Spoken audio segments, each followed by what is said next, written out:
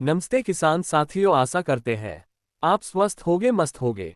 आज हम जानने वाले हैं कि हम परवल की नर्सरी कैसे तैयार करें, इससे संबंधित कुछ खास बारीकियां। परवल की नर्सरी करने से पहले हमें एक अच्छे और स्वस्थ पौध का चुनाव करना होगा, क्योंकि परवल को हम कटिंग तरीके से ही नर्सरी लगाते हैं। जब हम एक अच्छे पौध का चुनाव कर लेते हैं तो हम उसकी कटिंग तैयार करते हैं। कटिंग करने से पहले आप उसमें ध्यान दिए होंगे कि परवल की लता में कुछ कुछ दूरी पे उसमें एक गांठ होता है, तो आप उसको इस तरीके से कटिंग करें कि एक कटिंग में 3 गांठ मिले, जैसा कि आप इनको करते हुए देख रहे हैं।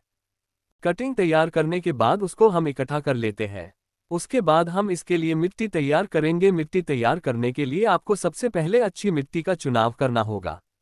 थोड़ा सा समझ लेते हैं कि हम मिट्टी कैसे तैयार करेंगे। मिट्टी तैयार करने के लिए हमें 4 भाग मिट्टी, 1 भाग गोबर की खाद या आप वर्मीकम्पोस्ट ले सकते हैं।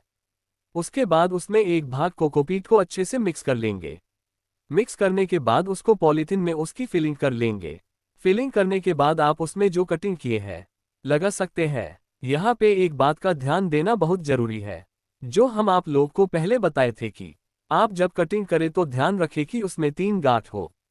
तो अब वही बात यहाँ भी ध्यान रखना है कि 3 गांठ में से मिट्टी के अंदर कम से कम 2 गांठ मिट्टी के अंदर जाना चाहिए, क्योंकि जो गांठ मिट्टी के अंदर होगा उसमें से जड़ निकलेगा और जो एक गांठ मिट्टी के ऊपर होगा उससे लता निकलेगा।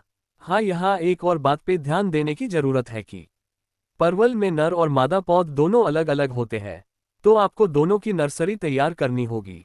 इसका भी रेशियो होता है। 10 मादा पौध पे आपको 1 नर पौध भी तैयार करना होगा। अगर किसान साथी सी रेशियो में पौध नहीं लगाते हैं तो आपको फल नहीं मिल पाएगा, क्योंकि पोलिनेशन नहीं हो पाएगा। वीडियो में बने रहने के लिए बहुत बहुत धन्यवाद। वीडियो को लाइक और शेयर जरूर करें।